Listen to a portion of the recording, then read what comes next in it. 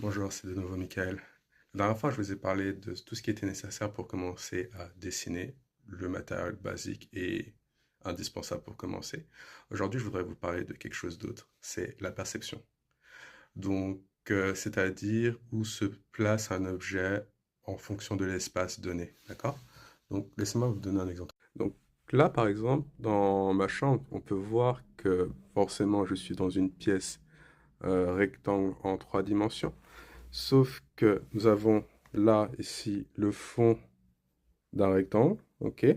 Et les murs qui partent, mais dans une direction, je dirais, pas droite, mais légèrement en diagonale. Donc dans ce sens-là, et aussi dans ce sens-là.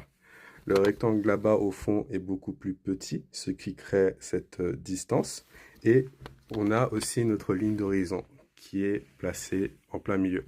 Et si vous vous demandez comment tout simplement trouver votre ligne d'horizon, le truc le plus simple à faire, eh ben, c'est d'utiliser un crayon, le mettre devant vos yeux, et en fonction de l'objet que vous avez, ça va vous permettre de savoir le juste milieu de l'image.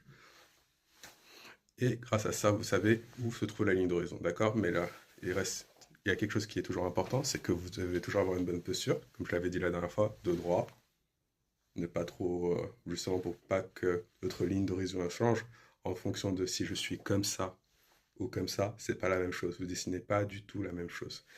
Et aussi savoir la hauteur par rapport à l'objet. Et comment vous pouvez savoir ça?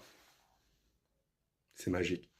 Vous prenez votre crayon, vous portez bien droit en fonction de l'objet, et votre pouce vous sert de hauteur. Donc depuis le haut, vous descendez jusqu'à l'objet et vous savez à peu près la hauteur de l'objet. Voyons voir ce que ça peut donner. Là, comme j'ai fait une reproduction rapide de ma chambre et ça m'a pris 5 minutes, c'est pour vous dire à quel point en fait il ne faut pas commencer à prendre à se concentrer sur les détails, excusez-moi.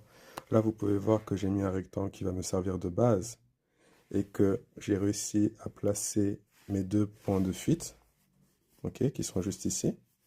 Attendez, comme ça là vous voyez mieux et vous pouvez prendre un screen si vous voulez. Et que en fonction de ma hauteur, j'avais juste à prendre mon crayon, imaginons, juste un instant, comme je vous ai dit avant, et me concentrer sur le fait de prendre mon pouce jusqu'en haut, le descendre à un certain endroit dans ma chambre pour mesurer sa hauteur.